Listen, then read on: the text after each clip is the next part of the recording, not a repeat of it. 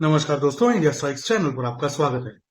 तो अगर आप हमारी चैनल रेगुलरली फॉलो कर रहे हैं या फिर किसी भी राष्ट्रवादी यूट्यूबर की चैनल फॉलो कर रहे हैं जो कि जियो पॉलिटिक्स के ऊपर और लोकल पॉलिटिक्स के ऊपर बात करते हैं, तो आपने कहीं ना कहीं ये सुना होगा कि एक ऐसा देश है जिसमें कुछ कंपनियां और कुछ एजेंसीज मिलकर एक डीप स्टेट चला रही हैं जो दूसरे देशों में, दुनिया के अलग अलग कोनों में वॉर्स करवाती हैं, कॉन्फ्लिक्ट्स क्रिएट करती हैं, क्राइसिस क्रिएट करती हैं और अलग अलग प्रकार की सिचुएशंस खड़ी करती हैं, जिससे उन लोगों को उस रीजन में कंट्रोल हासिल हो सके या फिर उन लोगों के जो एजेंसीज हैं, जो कंपनीज हैं, उनके वेपन्स वहां पर सप्लाई हो सके या फिर ड्रग्स यानी कि दवाइयां वहां पर सप्लाई हो सके।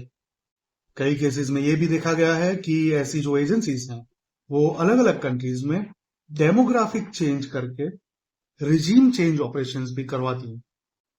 इसी प्रकार की बात हाल में भारत में भी देखने को मिल रही है, जहां पर भारत में भी कुछ पॉलिटिकल पार्टीज को अपने हथियार बनाकर उनके द्वारा रेजिम चेंज करवाने के ऑपरेशंस काफी लंबे समय से किए जा रहे हैं। लेकिन हमारा सद्भाग्य है कि इस प्रकार के जो भी ऑपरेशंस हैं वो सक्सेसफुल नहीं हुए और उसकी वजह है सिर्फ और सिर्फ भारतीय। हमारी सरकार सजग है ही, लेकिन उसके साथ भारतीय भी इतने सजग हैं कि वो अपना जो कर्तव्य है वोट देने का और चीजों को सोच समझकर एक्शन लेने का वो काफी अच्छे से निभाते हैं। लेकिन क्या सब जगह पर ये बात एप्लीकेबल होगी? क्योंकि रिसेंटली एक ऐसी कांग्रेशनल हियरिंग का वीडियो सामने आया है कि उसमें ये स्पष्ट दिखाई पड़ रहा है कि यूएस की कुछ एजेंसी नेपाल में डेमोग्राफिक चेंज करने के लिए अपने काम करने का प्लानिंग कर रही है। सबसे पहले ये जो पर्टिकुलर एजेंसी है उसकी अगर बात करें तो ये एजेंसी पर्टिकुलरली काम कर रही है एथीइज्म को एक्सपांड करने के लिए। जी, एथीइज्म के बारे में अवेयरनेस फैलाने के लिए नहीं, बल्कि एथीइज्म को एक्सपांड करने के लिए और उस पे ज्यादा से ज्यादा लोगों को जोड़ने के लिए वो काम कर रहे हैं। अब ये एक्सपांशन का मतलब बहुत ही स्पष्ट होता है कि नए लोगों को जैसे जैसे जोड़ा जाए, यानी कि जो भी किसी भी रिलीजन से जुड़े हुए लोग हैं, चाहे वो हिंदू हो, मुस्लिम हो, क्रिश्चियंस हो या किसी भी रिलीजन से जुड़े हुए लोग हों, उनको भगवान से विश्वास उठाकर उनकी जो भी रिलीजियस बिलीफ्स हैं उनको गलत ठहराकर उनको एथियस्ट बनाया जाता है और बाद में उन लोगों को इस पर्टिकुलर कम्युनिटी में शामिल किया जाए। अब ये जो पर्टिकुलर एक्टिविटी है, ये जो पर्टिकुलर ऑपरेशन है, उसमें क्या सिर्फ रिलीजन चेंज करने की बात आएगी? तो उसका जवाब है नहीं।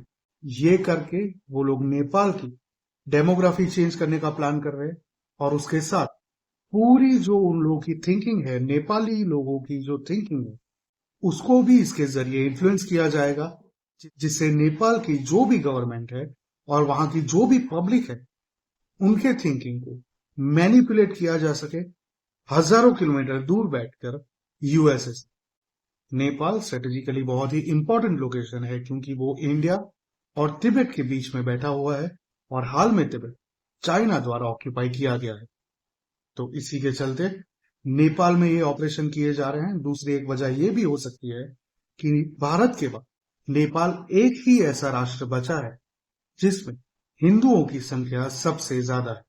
वहां पर everyone is proud to be Hindu, proud to be Sanatani, और वो लोग अपना रिलीजन प्राउडली फॉलो करते हैं, ओपनली फॉलो करते हैं।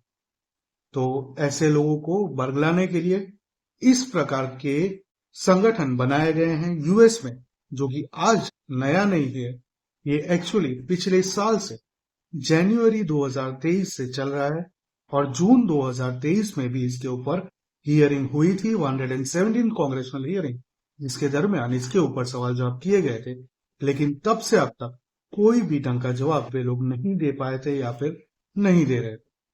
अल्टीमेटली इस पर्टिकुलर कांग्रेशनल हियरिंग में ये चीजें उन लोगों को स्पष्ट करनी पड़ी जब यूएस कांग्रेस के रिप्रेजेंटेटिव्स ने उन ऑर्गेनाइजेशन के रिप्रेजेंटेटिव से सवाल किए और ये बताया भी कि इस प्रकार की गतिविधियां करना यूएस के मोरल वैल्यूज के भी खिलाफ है और उसी के लिए अगर यूएस ट्रेजरी से फंड लिया जाता है तो वो एकदम ही गलत है।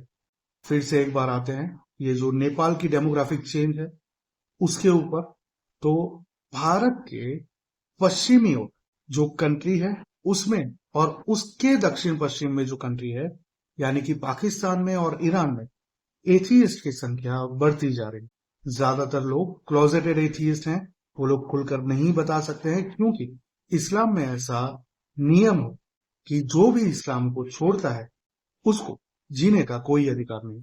तो इसी के चलते वो लोग डर कर क्लोजेटेड एथीइज्म फॉलो करते हैं और बाहर जाकर ओपन में अपना जो रिलीजन है उसको फॉलो करने का ढोंग करते हैं। लेकिन हकीकत में ईरान और पाकिस्तान दोनों ही कंट्रीज में कई सारे लाखों लोगों ने ऑलरेडी इस्लाम को छोड़ दिया है और वो लोग अब एथीइज्म को फॉलो कर रहे हैं।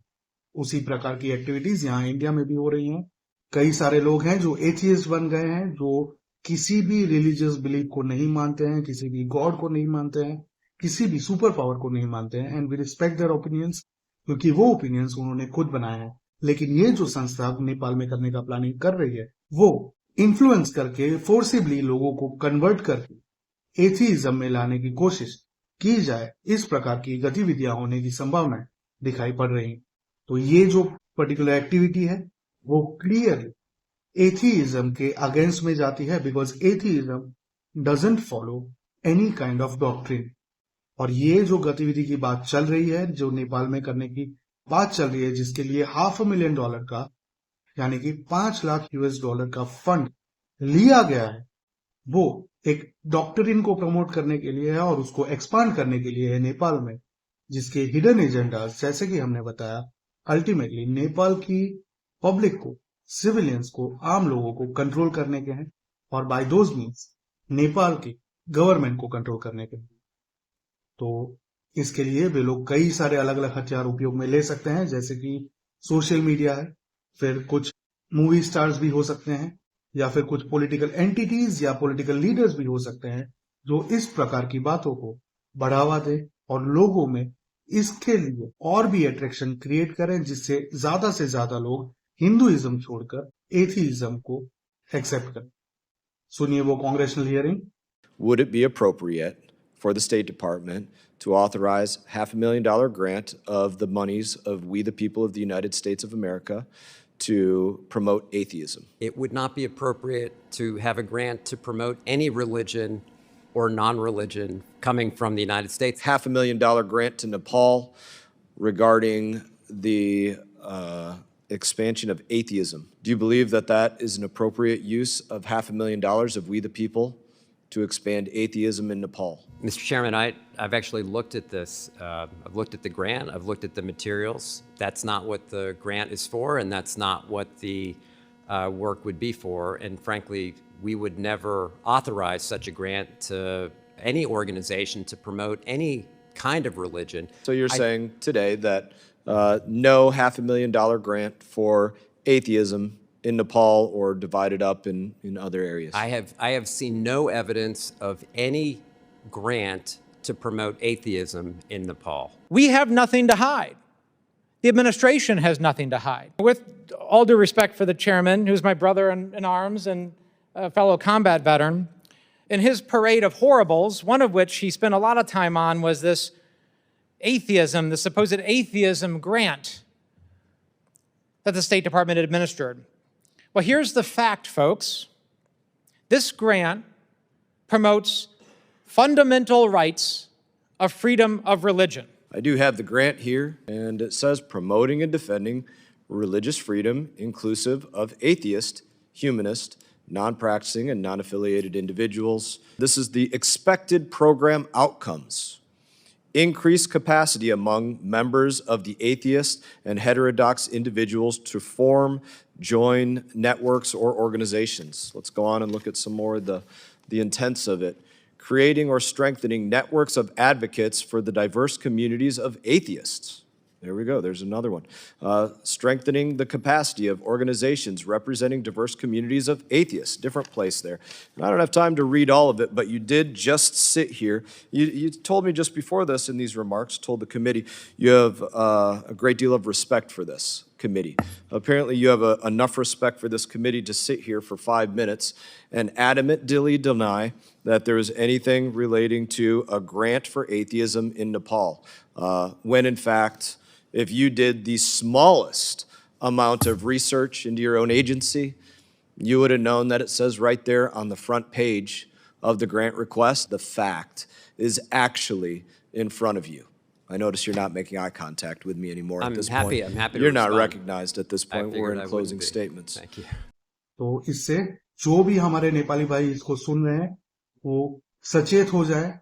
आप लोगों का जो डेमोग्राफी है उसको चेंज करने की कोशिश की जा रही है।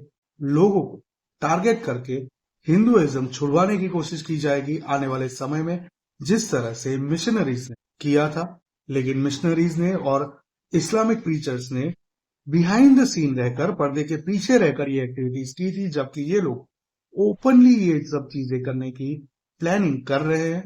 जैसे कि आपने सुना, तो सचेत हो जाए और आपके आसपास के सभी लोगों को इसके बारे में इन्फॉर्म करें। और साथ ही में खास करके जो बच्चे हैं और जो वल्नरेबल पीपल हैं, जो कॉलेज स्टूडेंट्स हैं और उस एज ग्रुप के जो लोग हैं फ्रॉम 12 to 40, उन लोगों को इस बारे में ज्यादा से ज्यादा अवेयर करें और ऐसी किसी भी एक्टिविटीज और ऐसे सभी लोगों से दूर रहने को कहें और जितना भी हो सके इसका बहिष्कार करें, इसको बॉयकॉट करें और इससे दूरी बनाकर रखें।